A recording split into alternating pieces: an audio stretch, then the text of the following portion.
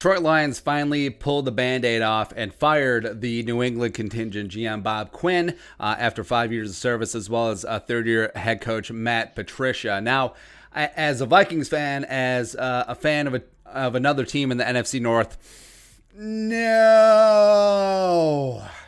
It's disappointing because it was nice having 2 wins a season against the Lions, or seems like it, right? Because, in terms of the pantheon of rivalries in the NFC North, Packers are obviously Vikings 1, Bears are number 2 to a degree. Lions have just never really cared about, because the Lions have just been hapless for eons, right? They've never made a Super Bowl, as well as the Tampa Bay Buccaneers have won the division more recently than the Lions. That's a true fact. Go look that one up.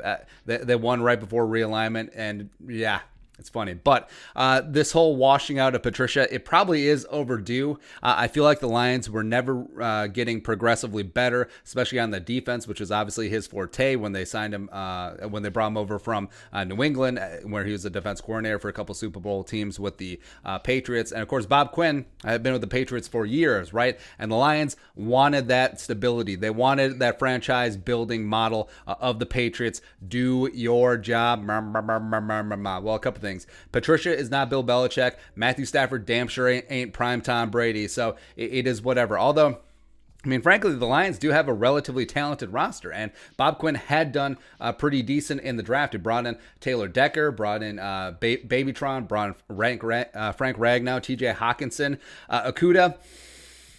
Maybe not so much. Julian Okwara is actually good, though. He's leading the team in pressures and sacks. But, yeah, it has been a rough go of it. And then also you look at some of the free agent signings. Trey Flowers, he's all right. But also the Big V signing was an absolute unmitigated disaster. Lions' offensive line has been garbage. It's been garbage for a long time. And Matthew Stafford is going to go down in history as one of the guys just never could get it together. Where I think Kirk Cousins and Matthew Stafford are in the same boat, where it's like, do you trust him to win the big game? Do you trust him to, but you do trust him to put up big time garbage stats, but is what it is there. I mean, Matthew Stafford has never won a playoff game, and he had prime Megatron. So, but also he's gotten to the point where you kind of feel like the Lions may be doing him a little bit dirty, but it sort of is what it is in that spot. But I think it's been long overdue. And also, I mean, Bob Quinn got roasted after he fired Jim Caldwell after going 10-6. And then Patricia's had seasons of 6-10, 3-12-1, and then started out 4-7. Also got boat raced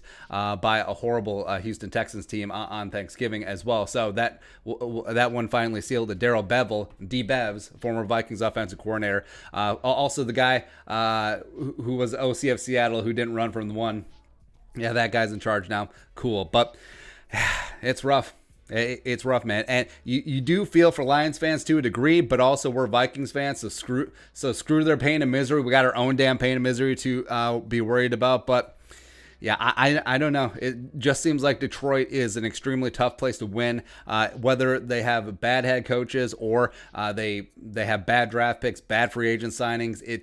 It's almost like there's a curse on that franchise. And I don't know if they truly will turn around. And also, since Detroit does have that history, you do wonder if they will get top-tier GM candidates, if they will get top-tier head coaching candidates. And yes, there is only 32 of both of those jobs available, but also if a high-profile candidate comes in and he has options, he may not pick Detroit 1.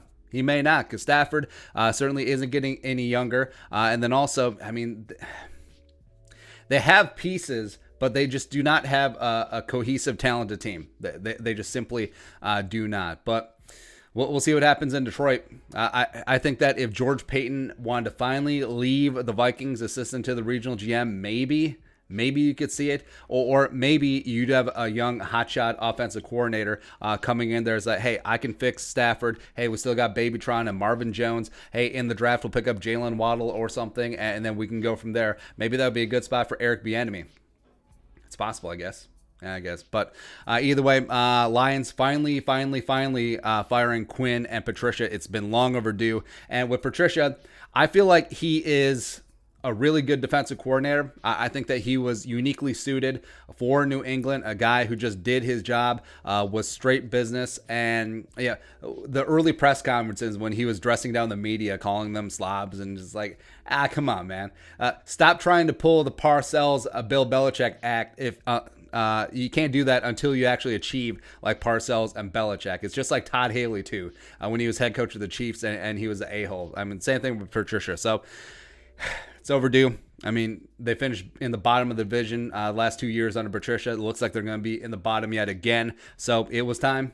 It was time. So fresh start in Detroit. Maybe they get rid of Stafford. Maybe they draft a quarterback. They figured to have another high draft pick. So TBD there. But your thoughts, Vikings fan reacting to the Lions firing Patricia and Quinn. Let us know in the comment section below. Subscribe for daily Vikings takes. Want to support that work? Pull some of the Venmo. But until next time, Skol, production value.